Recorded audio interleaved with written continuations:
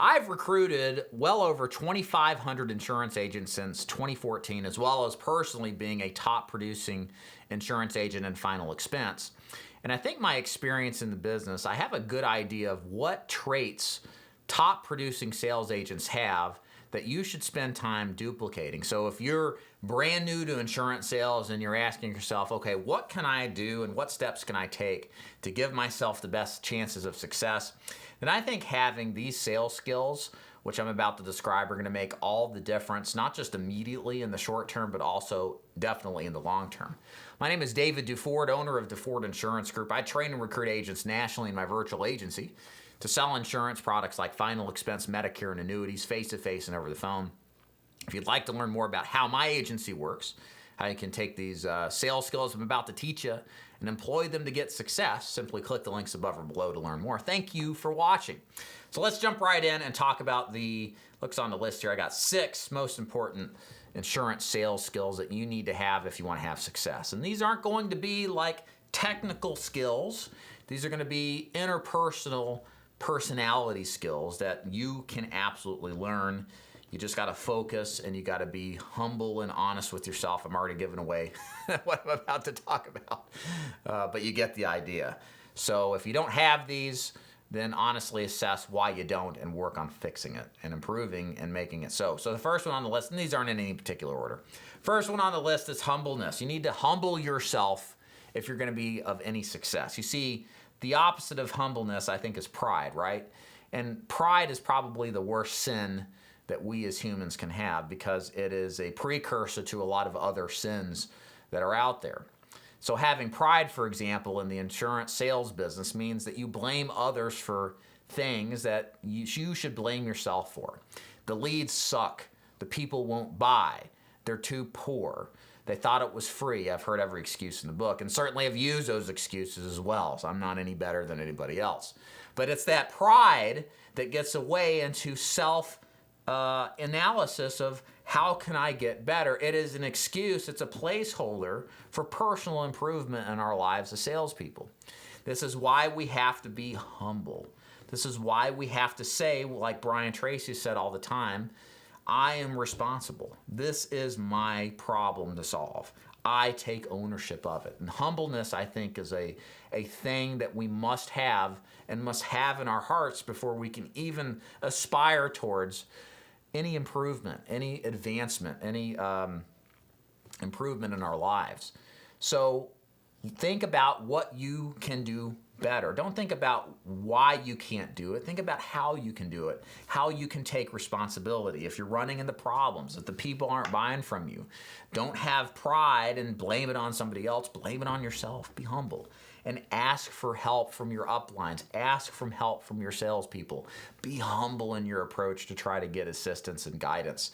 And it's through, I think, this humility, this humbleness, that you give yourself the best opportunity for real, endearing personal reflection to then improve and grow from the problems that have come from the business and then learn how to not produce them again. Second on the list here is listening skills. So unlike what Hollywood says about salespeople and how they're all a bunch of blowhards that constantly talk and talk and talk, there are agents that are like that, by the way. Most of them aren't. In fact, I think the most successful insurance agents listen way more than they actually talk. They know how to, listen to what the client is saying, get feedback from the client, really take some consideration into what it is that the client wants to accomplish with their insurance needs, as opposed to just bellowing out a bunch of nonsense that the client doesn't want to hear about why they're the greatest in the world. Those agents are just flashes in the pan and swirl the bowl pretty quickly. So learn to be a better listener. I would advise you to read books about asking questions. We're going to get to that in a minute. And learn how to shut up. Learn how to ask good questions, as we're going to in a minute. And be in a position where you're actually curious about the people that you are talking with. I think that's what makes somebody who's a good listener, is they're actually intuitively interested in people. They are curious about their lives, what it is that they want, what makes them tick. And I don't know if you can have that or build that intentionally. I've always had that as just an intuitive part of me. There's some of this stuff I've had to work on personally. But listening is something that you've got to actively do. And understand that sales isn't about convincing somebody to doing. It's about helping the prospect convince themselves. And nothing really convinced them more than their own words and convincing themselves that they do need it. And listening is how you get them to do that. So very much related to that is asking questions. Again, you're told that the best salespeople are the pitchmen. They're the ones that are going into these elaborate pitches trying to convince everybody that they're the greatest. It's not the case at all. Where you see, I think, the best insurance agents who've done the best job of selling is they ask astoundingly profound questions. Most of these questions are what we call open-ended questions. Open-ended questions are questions that allow us to understand the story behind the client's experience of whatever we're trying to sell them. What would happen, Mr. Jones, if you died tomorrow and didn't have coverage? And then just letting that stand and letting that answer come out.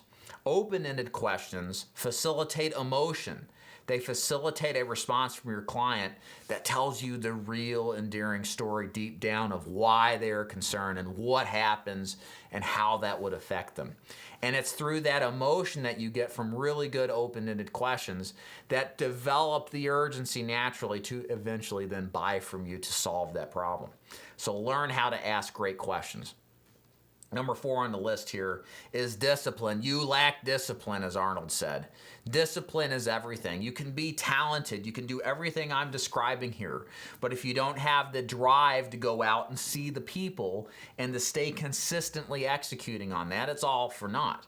So you got to get up and go to work every single morning, even when you don't want to. And that's very difficult to do for some people because what you lack in an employment standard is the real decision to go to work or not. You're supposed to show up. You're getting paid a wage.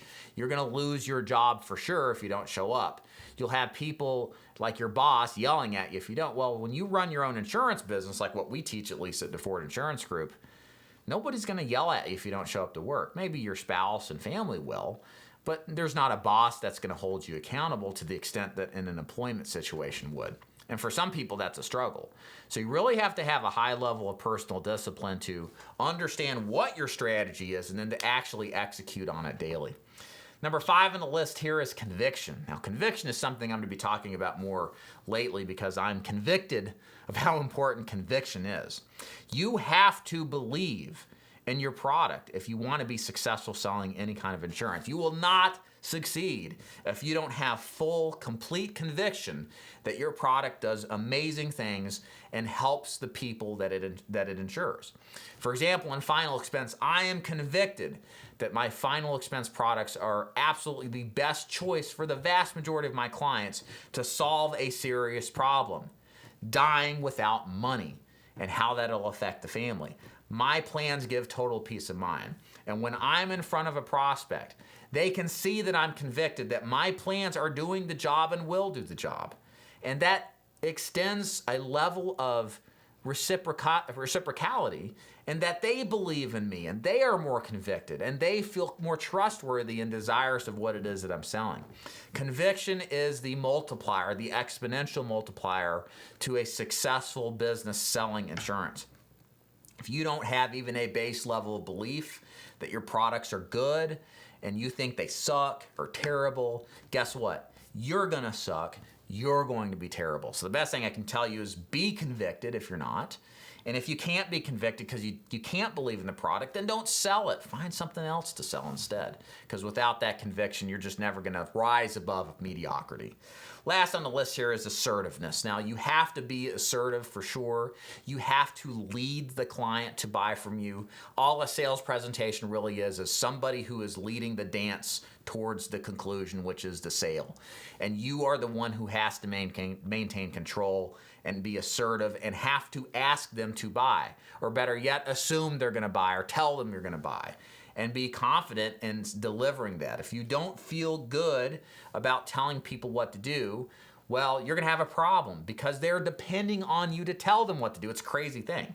You as an expert have an inherent authority in telling somebody what to do. You're going to be trusted, if you've done a good job delivering a presentation, to help the prospect choose something to buy. They want you to tell them what to do. That's what most people ultimately really want, I've discovered through life, is they want to be told what to do. They don't want to make the decision on their own because they have inherent doubts. An authority figure like what you are as a salesperson, a trusted advisor at the end of a good presentation is what you become. They want you to help them make that decision. You should choose this one because of X, Y, Z. And many times that will clear their mind and provide clarity to pick that one. And without that assertiveness, what the client sees instead is somebody who lacks conviction, has doubt, isn't sure about what to pick.